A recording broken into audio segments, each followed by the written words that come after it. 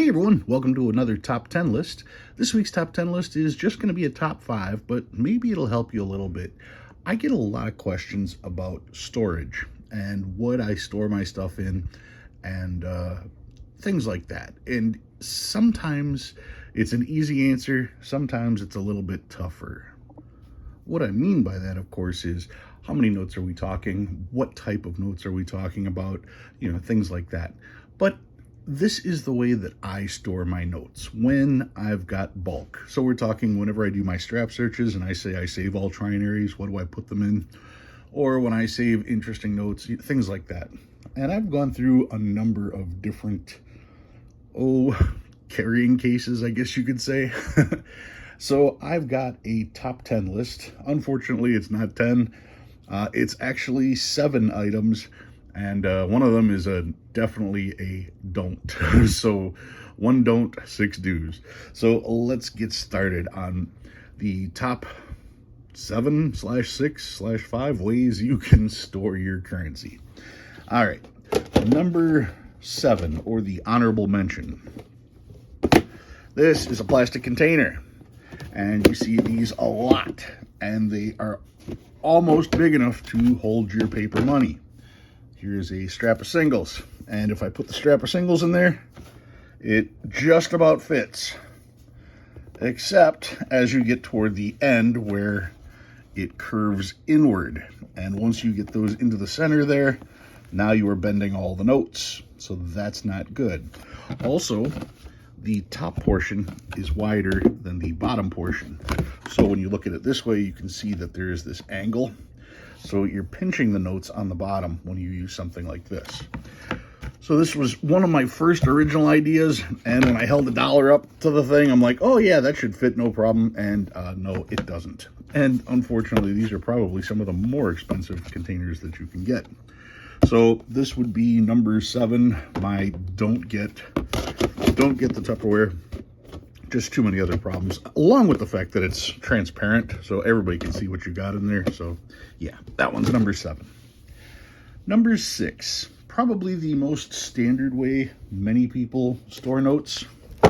Big old shoebox. You guys have seen my shoeboxes. I've upgraded my shoeboxes, but they fit notes just fine. You can fit well over 1,000 notes in a shoebox. And when you have shoeboxes in a closet, they look like they contain shoes. Now, not every shoebox is going to fit currency because of the size of the shoes that are in there. This was from my girlfriend, size 6, and this works great.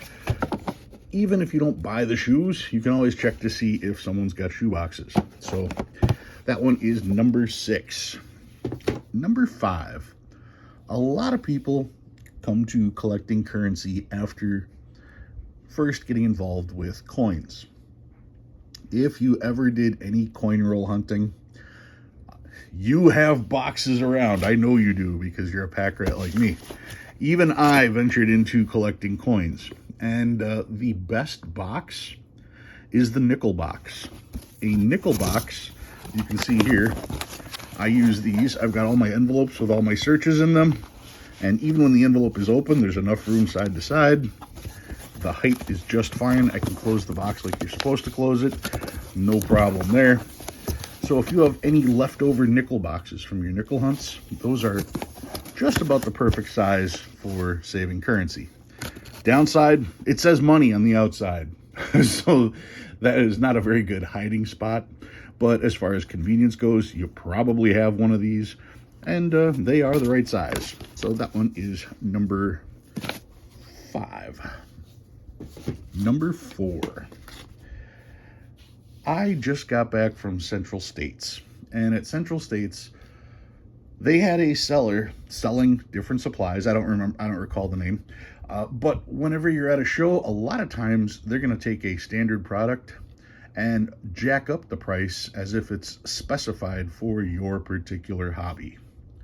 What do I mean by that? Well, I bought a couple of these. These are fairly nice boxes. They're very thick cardboard, and the person had them there because they are just the right size. And that's great, but it's a box. Let's not forget that. It's a boxed, and it's got thick cardboard in it. It is the proper height, proper depth. You can see here when I hold the note up here, that note fits. I know it's kind of hard to see on the bottom because of the shadow. Let's see if I can do that. I'm holding it on the bottom there. So yeah, this note most certainly does fit in here perfectly. They lay good in here. It is reinforced, so it's a thicker cardboard. I don't want to say reinforced is a bad word. It is thicker cardboard. The quality of the box is pretty good, but he wanted $9 for these. $9 for a box is a lot when you're getting all your other boxes essentially for free. So I don't think this was a $9 box, but he was able to charge $9 because it was a box that fit. So there's that. That one is number 4. Number 3, I decided I was going to go to an actual hobby shop. I went to Michael's to see what they had. And this was interesting. This is called a photo box. Okay, it's got a nameplate here. You can put whatever you want in there to label it. The cardboard itself is a little bit thinner than the previous box that I had, but as far as the width goes, it's essentially the same. It's just a hair on either side bigger. It's probably a 1/4 of an inch bigger that way. And when I open this up and put some notes in here, you can see that there's a little bit of room, but not a bunch. You get a little bit of extra height here. So if you want to put index cards and stuff, labeling everything, they're not going to be sticking out. You can see you got plenty of room in there. The cardboard itself is not quite as thick as the other one, but when you consider the generic view of this box with the labeling method there, having a couple of these on the shelf isn't going to draw any attention. Now, the nice thing about these, though, is these are called photo boxes, so you can find them all over the place. As for price, the shelf said these were $7.99. The giant sale sticker said regularly $5.99. You can get these for $3.99 today. So you be the judge of that.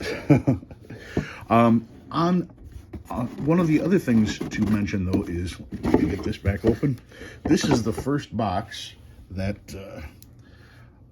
almost fits a graded note, which means since it doesn't go this way, if you wanted a box like this, you could put your notes in this way.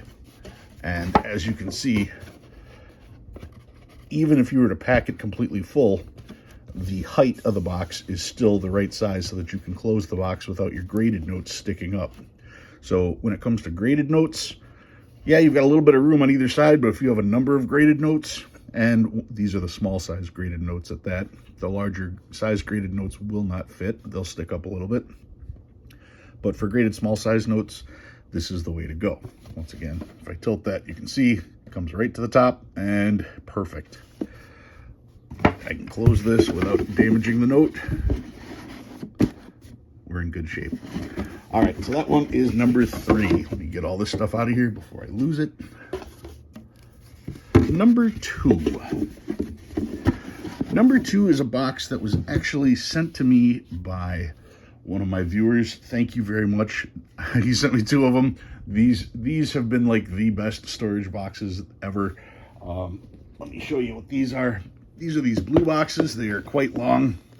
That's a foot, so they're 14, 16 inches long.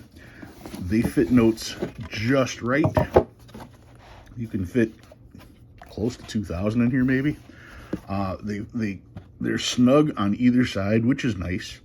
The depth is appropriate now, but that isn't 100% true.